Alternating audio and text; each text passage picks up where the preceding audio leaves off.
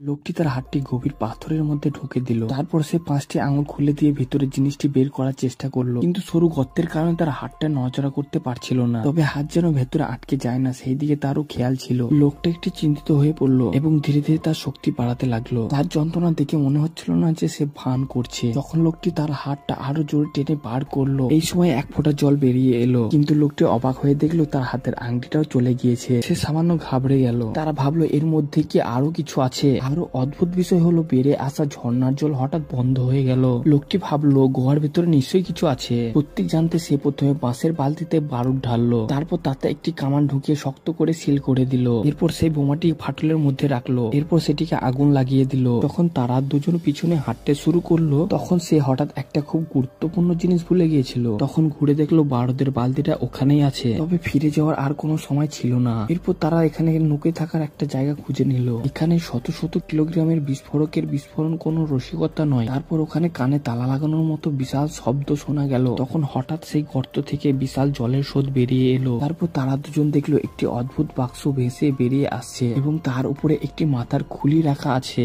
এই সময় তারা অনুমান করলো যে এটি জলের প্রভাবকে আটকে রেখেছিল, কিন্তু এই বিশাল বিস্ফোরণের ফলেও বাস্কটার কোনো ক্ষতি করতে পারেনি। এতে তাদের কৌতূহল আরো বেড়ে গেল। নিশ্চয়ই এর মধ্যে কোনো অদ্ভুত কিছু আছে। তাই এই রহস্য জানার জন্য তারা দুজন মনোযোগ দিয়ে বাস্কটাকে পরীক্ষা করতে লাগলো। এই সময় লুইভিং দেখতে পেল যে বাস্কটি কেবল একদিকে সিল করা আছে। সে দ্রুত আগুন ব্যবহার করে তাপ দিতে শুরু করলো। উচ্চ তাপমাত্রায় মোম গলে যেতে শুরু করলো এবং একটু একটু করে নিচে পড়তে লাগলো। হঠাৎ একটা চাবি গর্তে থেকে মাটিতে পড়ে গেল। এই অদ্ভুত বস্তুটি দেখে লুইভিং দ্রুত বাস্কটির উপর তার অনুরূপ অবস্থান খুঁজে পেল, কিন্তু যা দেখে তারা দুজন অবাক হলো তা হলো এটির উপরে 6টি চাবির গর্ত আছে। সম্ভবত এটি কেবল নির্দিষ্ট ক্রমে খোলা যাবে। তবে তাদের হিসাব অনুযায়ী এটি 720টি বিভিন্ন সংমিশ্রণ হতে পারে। তো বড় কাজ দুজনকে আটকে দিল। কিন্তু এই সময় একটি আলো জ্বলছে উঠলো। বক্সটির প্রতিটি দিকে ভিন্ন ভিন্ন রং ছিল। প্রাচীন প্রথা অনুসারে এগুলি এক অর্থ ছিল। অবশেষে দুজনের অনেক চেষ্টার পর শেষে চাবির গর্তটি খোলা হলো। পরে সেকেন্ডারি বক্সটির ঢাকনাটি খুলে গেল। শত শত বছর ধরে সিল করা এই মাথার খুলিটি হঠাৎ দৃশ্যভঙ্গি হলো। এই অদ্ভুত দৃশ্যটি দেখে দুজন লোক ভয় পেয়ে হটতে লাগলো। এরপর তারা দুজন আবার সেই দেয়ালের কাছে গেল।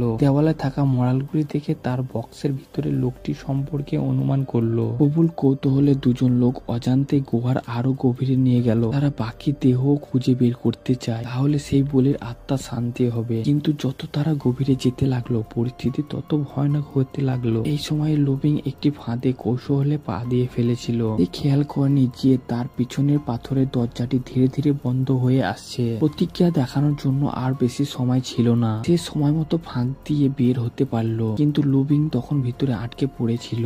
এই ঘটনাটা লুইভিংকে আতঙ্কিত করে তুললো। সে তার সামনে পাথরের দেয়াল স্পর্শ করলো, কিন্তু দেখলো মানুষের পক্ষে এটি সরানো সম্ভব নয়। সে নিজেকে শান্ত করলো, তারপর চারপাশের পরিস্থিতি দেখলো। এই সময় তার সেই অদ্ভুত অনুভূতি মনে পড়লো। তাই সে সঙ্গে সঙ্গে মাটিতে শুয়ে পড়লো। নিশ্চিন্ত ভাবে সে একটি ফাঁকা পাথর দেখতে পেল। তারপর সে উঁচু হয়ে থাকা পাথরটির উপরে পা দিল। বন্ধ হয়ে যাওয়া পাথরের দরজা খুলে গেল। দুজন অবশেষে মিলিত হলো। বোঝা যাচ্ছে এখানে অনেক বিপদ লুকিয়ে আছে। এরপর তারা ফিরে না গিয়ে গুহার আরো ভেতরে যেতে শুরু করলো। কোণের মধ্যে একটি ফাঁকা খাল তাদের পথ আটকে দিল। নিচের খাদের দিকে তাকিয়ে লুইভিং এর ভয়ে পা জমে গেল। কি করবে সে তা কিছুক্ষণের জন্য বুঝতে পারছিল না। কিন্তু সেই দেহ খুঁজে বের করার জন্য যদিও তাদের বিপজ্জনক ছিল, তবুও তারা এগিয়ে চললো। সে মাঝ আকাশের বিশাল সেতু দিয়ে হেঁটে গেল, কিন্তু যেই না সেই দাঁড়ালো অমনি তার অনুশোচনা হলো। এত উঁচু খাল দেখে তার বুক কাঁপছিল। যে একবার পা পিছলে গেলে মারাত্মক ভাবে পড়ে যাওয়া ঝুঁকি আছে। কিন্তু এখানে তাদের দুজনের ফিরে যাওয়ার আর সাহস নেই। তারা কেবল একটু একটু করে মাথা নিচু করে এগিয়ে যেতে পারলো। তবে সেই বহু পুরানো খালটি নরম তুলোর মতো হয়ে গিয়েছিল।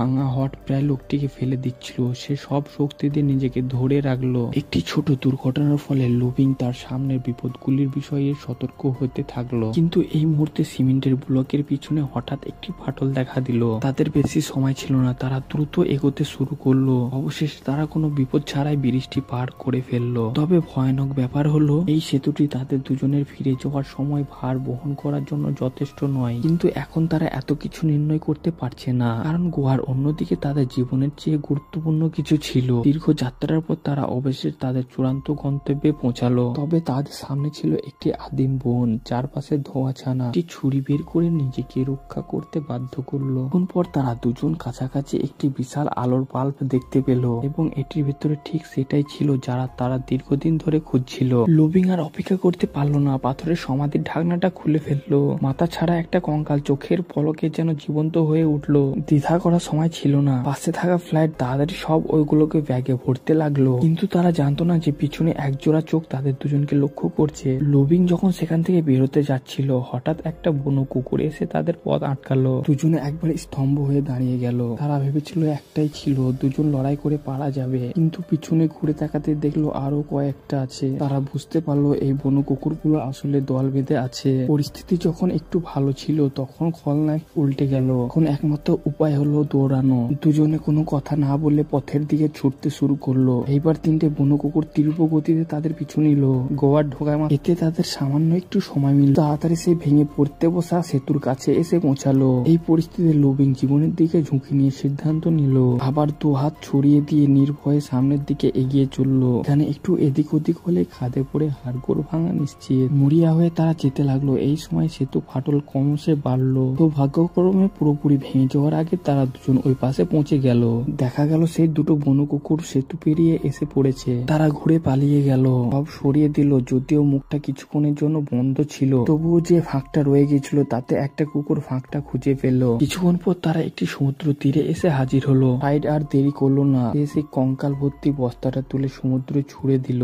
আশ্চর্যের ব্যাপার, সেটা সমুদ্রে পড়তে এই বুনো কুকুরগুলো তাদেরকে ছেড়ে দিল।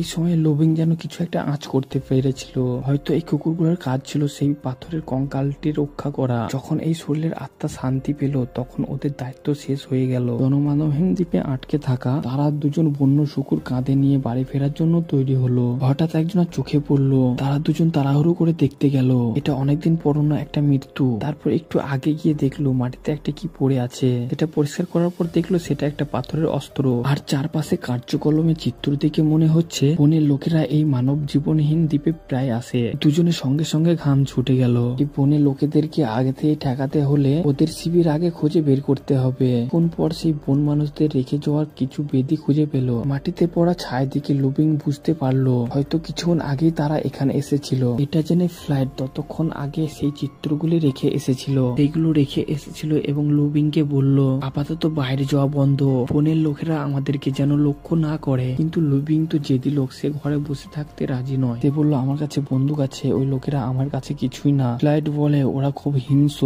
তারা লক্ষ্য না পৌঁছানো পর্যন্ত হাল ছাড়ে না, আর যত কঠিন শিকার ততই ওদের খাওয়ার লোভ বাড়ে। এটা শুনে তো লুবিং এর গা শিরশির করে উঠে। তারপর সে একটি গাছের ঘরের কাছে ফাঁদ পাতলো। এই যন্ত্রে পা লাগবে, সঙ্গে সঙ্গে খাঁচার ভিতরে তোতা ছেড়ে দেওয়া হবে আর তারা সেই ঘরে ফিরে আসবে। পরের দিন সেই লোকেরা দ্বীপে এলো। এইবার তারা দুটো শিকার ধরে এনেছে। স্পষ্ট বোঝা যাচ্ছে তারা এই দ্বীপে রাত কাটাবে। এর দিকে যেতে গিয়ে তারা সেই যন্ত্রে পা দিল। খাঁচার তোতাটাও ছেড়ে দেওয়া হলো। এই সময় লুবিং আর ফ্লাইট নলায় মাছ ধরছিল। উড়ন্ত তোতা দেখে তারা তাড়াতাড়ি ঘরে ফিরে এলো এবং পাল্টা পরিকল্পনা করতে বসলো। লুবিং প্রস্তাব দিল চুপি চুপি ওদের নৌকাটা চুরি করে আমরা দ্বীপ ছেড়ে চলে যাব। একই সঙ্গে ওই বনের লোকেরাও এখানে আটকে থাকবে। ফ্লাইট হেসে বলল তুমি তো ভারী দুষ্টু। তারপর বলল ঠিক আছে আমি করব, আর তারা বেরিয়ে পড়লো।